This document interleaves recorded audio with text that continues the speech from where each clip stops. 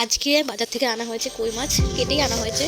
তো মানে কেটে আনার পরও কই মাছটা লাফাচ্ছিল। যে আজকে যেহেতু আমি ফার্স্ট টাইম কই মাছ রান্না করছি, যে কয়বার রান্না করেছে আমার বরের হাজব্যান্ড, সেই রান্না করেছে। কিন্তু আজকে মানে আমার হাতে পড়ে গেছে, দুটো বড় কাজে গেছে, তার জন্য কই মাছটা আমাকেই রান্না করতে হবে। তো যখন কই মাছটা কেটে এনেছে, তারপরেও মানে কই মাছটা জ্যান্ত ছিল, মানে লাফাচ্ছিল। আমি খুব ভয় পাচ্ছিলাম, মানে কই মাছ আমার কাটতে খুব ভয় লাগে। তো যেহেতু কাটা মাছ কেটে এনেছে মাছটা, তো চিন্তার কোনো ব্যাপার নেই। তো আমি নিয়ে ওয়াশ করতে গিয়েছি, যখন বেসিনে কই মাছটা ধুতে গেছি, তখন মানে রীতিমতো কই মাছটা লাফাচ্ছিল। আমার খুব ভয় করছিল। তো আমি দিশে না পেয়ে আমি কী করেছি, ফ্রিজের মধ্যে ঢুকিয়ে দিয়েছি, ডিপে ঢুকিয়ে দিয়েছি। তো ডিপে ঢুকিয়ে দেওয়ার পর 2 ঘন্টা পর ভাবলাম চলো রান্নাটা করি। এদিকে মনাও তোমার বেলা দিয়ে এসে করে কাঁদছে, চালাচ্ছিল। রান্নাটা বসিয়েছি, তার মধ্যেও মানে মশলা টশলা কষাচ্ছিলাম। দিয়ে 2 ঘন্টা পর তারপরে মাছগুলোকে ধুয়ে যাই হোক যেন কেটে তোমার ধুয়ে দিয়ে তোমার রান্না করতে চলে এসেছি।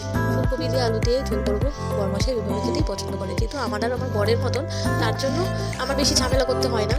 দুই পদ রান্না করলে আমার হয়ে যায়। 3 পদও বলবো না, 2 পদ রান্না করলে হয়ে যায়। মানে আমার 2-3 পদের বেশি রান্না করতে হয় না, যেহেতু আমার বর সিম্পল খেতেই পছন্দ করে।